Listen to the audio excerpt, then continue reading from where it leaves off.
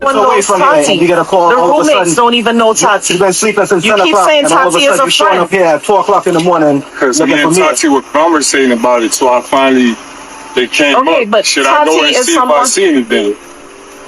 No one knows Tati. That's my whole thing. Not Tati even the is roommate an knows employee Tati. here. She's an employee, but you keep saying Tati is a friend and that you all hung out together. No one here knows Tati. All her Well, other not friends all- showed up. Her These closest people- friends that live in the complex were all here with us early on. No one knows Tati.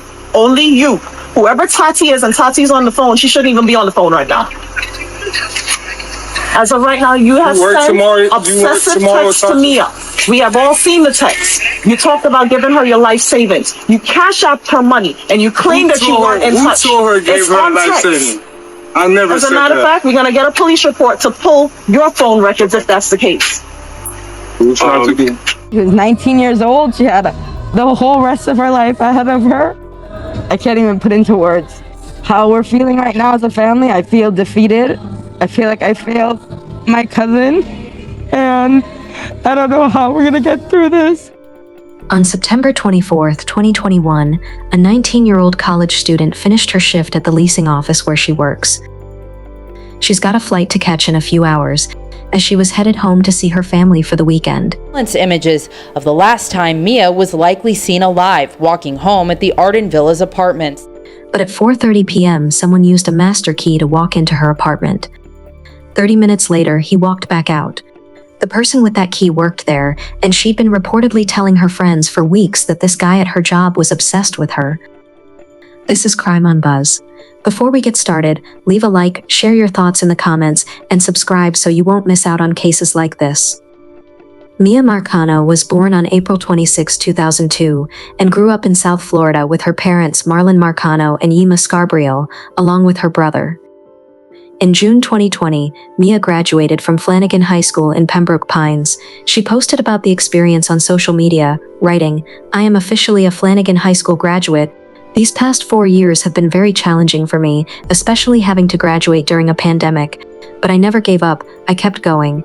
I want to take a moment to thank my family and my friends for being there for me every step of the way. I am beyond ready for this next chapter in my life." By the summer of 2021, Mia had moved to Orlando to attend Valencia College, where she was pursuing a degree in sports medicine. She found an apartment at the Arden Villas complex and signed a lease, excited to start this new chapter. To help with expenses, she took a part-time job in the leasing office at the same complex where she lived. Everything seemed to be falling into place for her.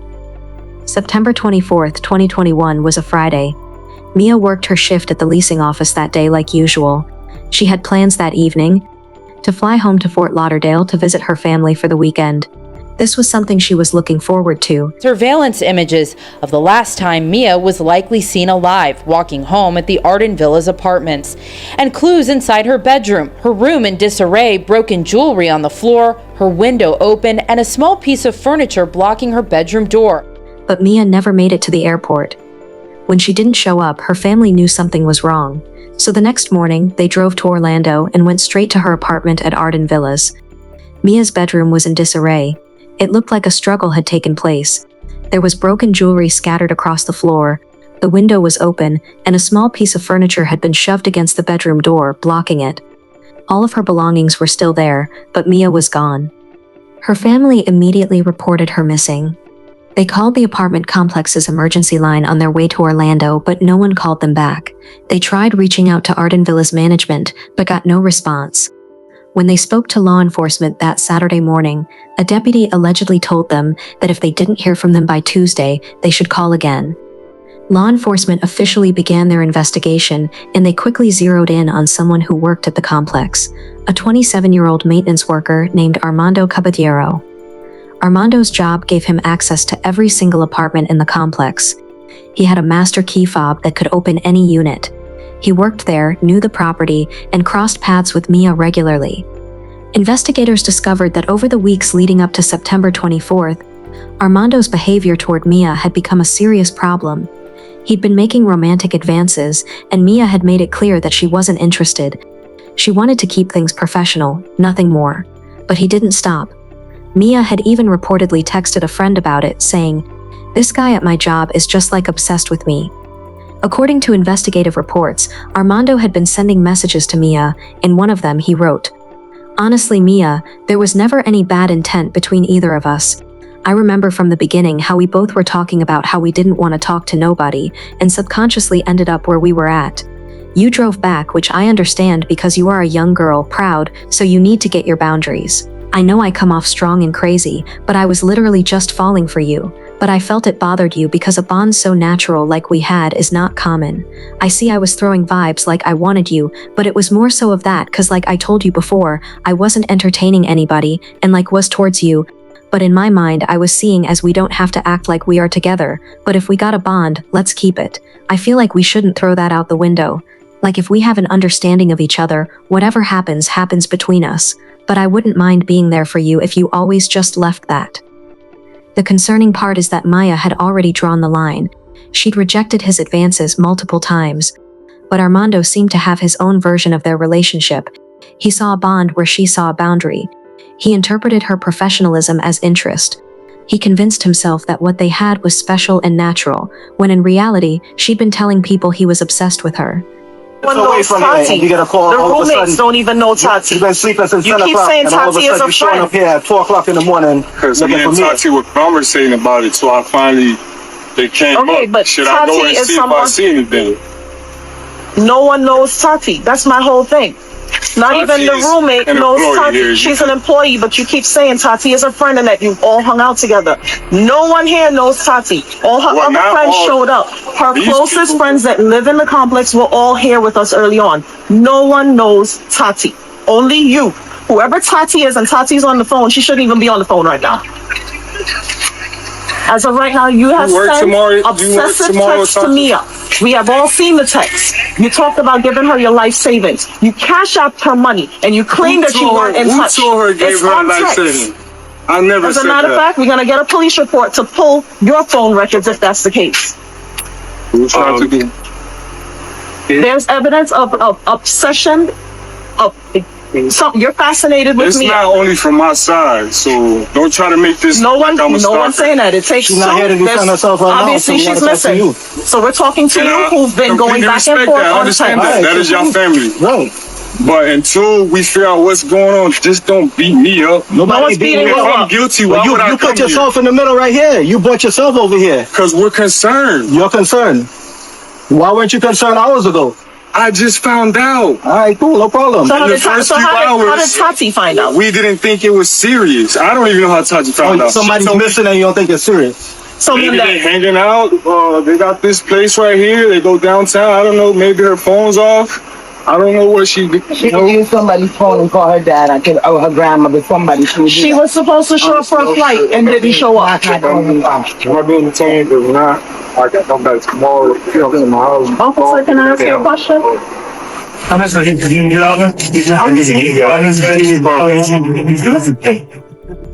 So whose version was accurate? His perception of this so-called connection, or her clear and repeated boundary that she wanted nothing more than a professional relationship? The key fob records showed that he had entered Mia's apartment at 4:30 p.m. on September 24th and left about 30 minutes later. That was the last time anyone saw Mia alive. The Orange County Sheriff's Office released an investigative report that detailed everything. The concerning behavior leading up to that day, the text messages he'd sent her, surveillance images, and the timeline of September 24th. The report painted a clear picture of someone who had been fixated on Mia for weeks. Investigators brought Armando in for questioning. When they spoke to him, he had visible injuries, scratches on his face and marks on his hands that appeared consistent with bite wounds, suggesting a struggle had taken place. He also gave inconsistent stories about his whereabouts and his interactions with Mia. But despite the evidence, despite the injuries, despite the inconsistencies, Armando was not arrested. Within days of Mia's disappearance, Armando Caballero passed away. He was found unresponsive, and with his passing came the end of any chance the family had of getting direct answers from him. Whatever happened in that apartment, whatever he did, whatever he knew, all went with him. The Orange County Sheriff's Office addressed this publicly, stating that it was still difficult to tell whether Armando's plan from the beginning was to harm Mia or if he was attempting some other sort of confrontation that escalated. Phone records showed us that Caballero was in or near the Timber Scan apartments on Friday evening between 8 and 9 o'clock. That's the evening that she was reported missing. He had been in downtown Orlando. He had been in the Paramore area. Obviously, he had been in both Orange County near the apartment complex, at the other apartment complex in Seminole County, and of course, Volusia County. The family's attorney, Daryl Washington, spoke publicly about Armando's behavior and how his position at the complex made everything easier for him. Armando worked there. He knew the property inside and out, and according to the attorney, he allegedly knew that certain security cameras at the complex weren't working. He knew there were blind spots and areas where he could move without being seen. This wasn't just an opportunity. This was someone who understood the system well enough to exploit it. So we are really interested to see how this is going to all turn out. But again, we don't know today whether Mia was alive when she left that apartment or whether she was deceased. And it's unfortunate that nobody can give us those answers. These answers are so very important for the family because it's hard to get closure. As you can imagine, this family drove in from Miami. You had individuals driving, coming down from Toronto, the Virgin Islands. We had individuals coming from all over, and sadly, they had to conduct their own investigation because no one would listen to them. Despite the pleas from the family, the thing that was most upsetting was this sheriff's deputy told the family on a Saturday, if you don't hear from Mia by Tuesday, call us back.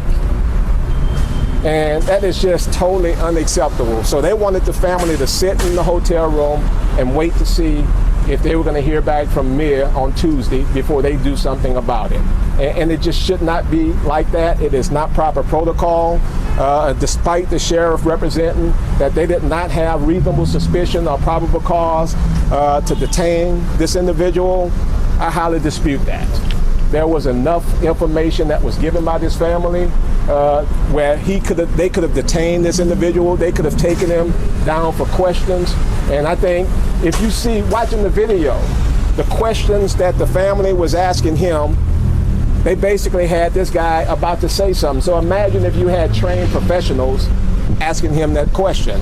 So for 7 days, this family, 7 to 8 days, this family had to go through pain that they would never be able to get rid of because so many people dropped the ball. If management from the Arden Villas would have come to this apartment complex when the family reached out and called them, if someone would have come out at 3 o'clock in the morning and checked that key fob, we would have known immediately that that individual had been in Mia's apartment.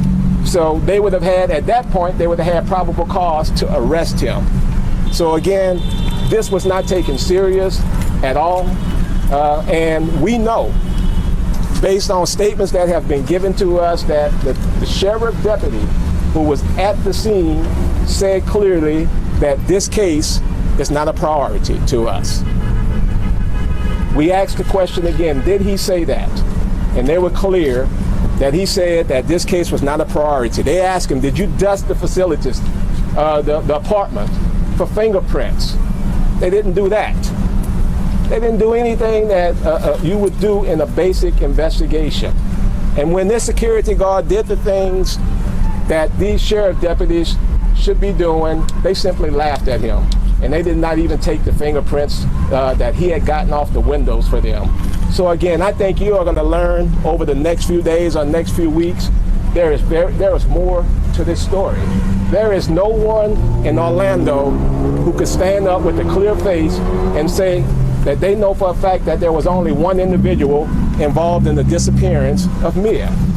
Nobody knows this. We don't know if this was some type of activity that's been going on around Orlando for quite some time. That's why it was so important to detain this individual. But the investigation didn't stop with Armando's passing. For days, hundreds of people searched for Mia. Her family, her friends, volunteers from the community, and law enforcement all came together. Flyers went up all over Orlando with her family begging for any information, any sign of where she could be. During the week, dozens of Mia's family members flew in from as far as Canada and the Caribbean to help in their search, even as their search reached a week long. On October 2nd, 2021, Mia was found in a wooded area near the Timberscan apartments, about 20 minutes away from Arden Villas. She had been hidden near a tree line, and investigators found personal items at the scene that were believed to be hers. The medical report concluded that Mia passed away by undetermined means. Investigators couldn't determine a specific cause, but it was confirmed that she had been the victim of violence. Evidence at the scene suggested she had been restrained. We are following breaking news tonight. Sheriff John Mina says his office has located what they believe to be the body of Mia Marcano. He says he and his team are heartbroken that this is the results of their 8-day search. The body was found on the property of the Timberscan apartments that's just off of Texas Avenue in Orlando, about 20 miles from Mia's apartment where she was last seen. Her family and the community have been holding vigils at the Arden Villas, praying for her to be brought back home. The discovery devastated her family and the entire community. The emotions were raw and powerful. It was hard not to get emotional as family laid down flowers in Mia's honor, the vigil starting just a few hours after they learned of her death. The tearful emotions visible on the faces of Mia Marcano's family. Those who stood strong this week, now supported by family once again. She was 19 years old. She had the whole rest of her life ahead of her. The family and friends of the 19-year-old sharing prayer and honoring Mia's life one last time in front of her apartment window at Arden Villas. Her family learning of her death just hours before. I can't even put into words how we're feeling right now as a family. I feel defeated. I feel like I failed my cousin, and I don't know how we're gonna get through this. Deputies discovered what they believed to be Mia's body near the Timberscan condominiums. Overgrown fields, trash, and abandoned buildings line the area where she was found. Hands, and Lord, you grant us our prayer. Even though you did not give us Mia the way we wanted her, we are grateful. We love you, and we will always love you. This is not goodbye. This is see you later. We love you, Mia. Mia's father, Marlon, spoke about what it's been like living without her.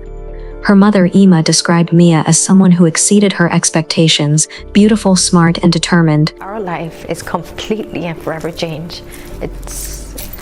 My soul is shattered. It does not get easier. It does not. I don't think it will get easier. What's she studying in school? Sports medicine. What about the apartments? We haven't heard from them. They have not responded to the calls from, we call the emergency line on the way to Orlando. They have not even responded to that. Zero response? No. They have not called with a condolence, with a card. They gave him the master key to her apartment. He was in her apartment waiting for her when she got in there. I know for a fact that she didn't think that this guy was gonna hurt her. She exceeded my expectations because, you know, she's just a beautiful girl. She's very smart, knew what she wanted. Was not easily influenced. What Mia wants, Mia's gonna get. She's that light. A light? Yeah. What did you love most about her? I'm sure there was a lot of things, but... Everything. You definitely feel that support. But at the end of the day, you know, as her parents, when everybody leaves and go home, we're still left with that void. I'm not saying it would have changed the outcome, but what could have happened is we would have him to answer our questions, or we could have found our daughter complete or sooner. We're just stuck here with what if and why is, like, you know, unanswered question. The family was left with so many unanswered questions. Marlon said, "Anybody that can give me any sort of answers, I am taking it." They just wanted to know what happened. They wanted accountability and closure. But because of how things were handled, the family didn't even get that.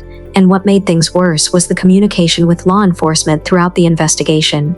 The Orange County Sheriff's Office, which led the case, denied interview requests from those trying to cover the story, and the family said that even getting those updates was difficult.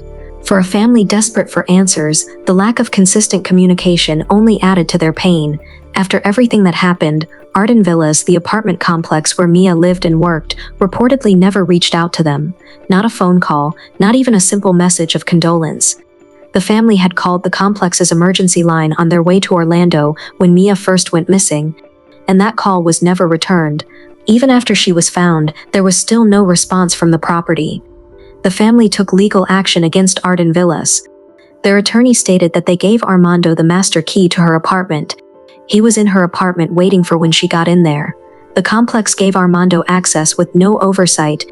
There was no system in place to monitor when or why those keys were being used, and there were security cameras that reportedly weren't even working. The system that was supposed to protect tenants failed completely. In October 2021, Mia's family held her funeral service. She was laid to rest at Bailey Memorial Gardens in North Lauderdale. First at 11, family, friends, and loved ones are remembering the life of 19-year-old Mia Marcano.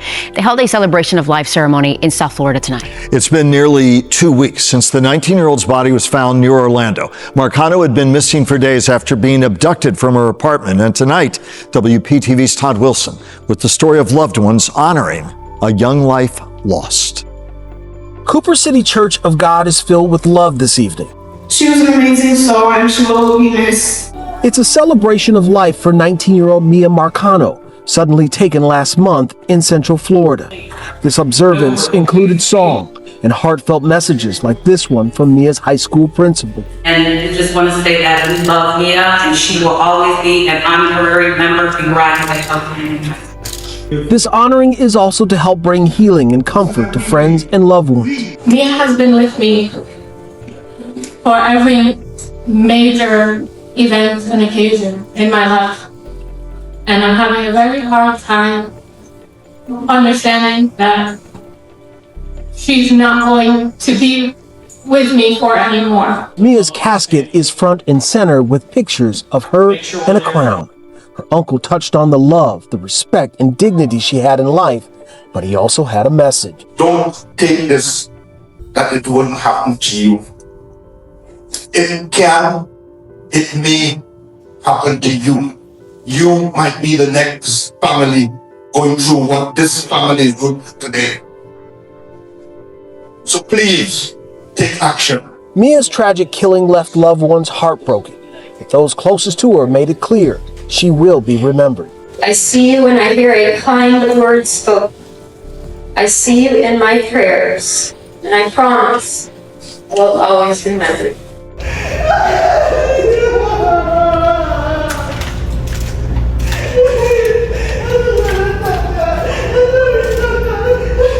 Almost immediately after Mia's passing, her family created the Mia Marcano Foundation, an organization dedicated to making sure what happened to Mia would never happen to another family. The foundation fights for stronger background checks for apartment staff, advocates for stricter control over master key usage, pushes for safer housing laws and tenant protection, and works to increase awareness for missing persons cases. They also provide support to families going through similar tragedies and offer scholarships in Mia's honor to graduating high school seniors. On November 5, 2021, the Mia Marcano Foundation held an event at Flanagan High School, where Mia had graduated just a year earlier. It was called the Release Fly High, Princess Mia. The event took place in the school's memorial garden. The school's administration, staff, and students participated in the ceremony. The foundation released 1,900 butterflies, representing Mia and her legacy. There was a tree planting ceremony and everyone wore blue. But the family wasn't just focused on memorializing Mia, they were focused on making sure what happened to her didn't happen to anyone else. They began advocating for legislative change, working with State Senator Linda Stewart to draft a bill that would address the exact gaps that led to Mia's passing. Gaps in apartment security, gaps in employee screening, and gaps in accountability. The bill was called Mia's Law. By 2022, Mia's Law had been signed into law in Florida. Mia's Law is a bipartisan piece of legislation that requires stricter safety measures for residential properties across Florida. The law mandates that all apartment complex employees must undergo thorough background checks, including national screenings. It requires that all keys and key fobs be properly accounted for and stored, and it puts systems in place to monitor their usage. If a key fob is used to enter a unit, management is automatically notified. The law also requires that tenants be given advance notice before any maintenance or repair workers are allowed to enter their homes. Mia's Law closes the exact loopholes that allowed Armando to access Mia's apartment without anyone knowing. A tragedy for one family now turned into a hopeful lifesaver for others. Tonight we're hearing from the mom of Mia Marcano. The Valencia College student was killed by a maintenance worker at the complex where she lived and worked. But her story has sparked change in the form of a new law. In a room with those who loved her most, the family of Mia Marcano saw the bill bearing her name signed into law. After all this pain and heartache, I mean, it's not going to bring her back, but we have victory, and it feels really, really good. Really, really good. Mia was killed by a maintenance man where she worked and lived last year. And in just a few months, her death created change. Mia's law strengthens residential tenant safety, requiring background checks for all employees. Keys for each apartment must be accounted for and stored properly. And advance notice must be given before maintenance and repair workers are allowed to enter a dwelling. You know, keep pushing, keep pushing, keep pushing. And we've been met with nothing but positive results from the start of this. State Senator Linda Stewart, who sponsored the bill, said this push was met with support because no more lives should be taken. And had we had the law in place, it would have probably been impossible for this person to have a master key. It would have been impossible for that person to would not have passed national background checks. So there would have been a lot of stopgaps that we have now that wasn't there then. Mia's mom says the one goal they had from the onset of this was to make sure no one has to feel what she lives with every day. I really hope that no other family ever will have to go through what we're going through now, you know? You never get over it. Wanting her, I need to talk to her, I have to do this, or, you know, I just want to hug her, and I can't. That law was written in conjunction with law enforcement and the apartment association. The new rules will go into place on July 1st. On September 23, 2022, the foundation held a day of remembrance outside of Arden Villas in Orlando to honor Mia's memory and to make sure her story wasn't forgotten. 2 years after Mia's passing, in September 2023, her family filed a lawsuit against the Orange County Sheriff's Office, along with a deputy and corporal who initially handled her missing person case. The suit alleged negligence and civil rights violations in how the investigation was conducted from the beginning. On September 24, 2024, her brother posted writing, "Time doesn't heal a single thing about you and your story, sis. I love you more than life itself and would do anything to have a laugh again with you again. 3 years and nothing still doesn't make any type of sense. I love you eternally, sis, forever and always." On September 24, 2025, Mia's mother posted her own tribute. She wrote, "How can I explain in human terms how much I miss my child? It's impossible. 4 years later and I still at times pick up my phone to call you. It still doesn't seem real. 4 years later and it still feels so raw, like time has been on a standstill. The very core of my being has been shattered beyond repair, and I know I would never be the same. Some people have asked what's the hardest part, and for me it's watching life going on without you. I will always and forever grieve the life I never got to have with you. I love and miss you beyond words, my beautiful Lily." For Mia's family, every day is a reminder of what they lost and what should have been prevented. These cases spark conversation for a reason. Be the person to offer help if someone needs it. Trust your instincts and don't ignore warning signs. Subscribe if you haven't already, and I'll catch you in the next one on Crime on Buzz. Thanks for watching.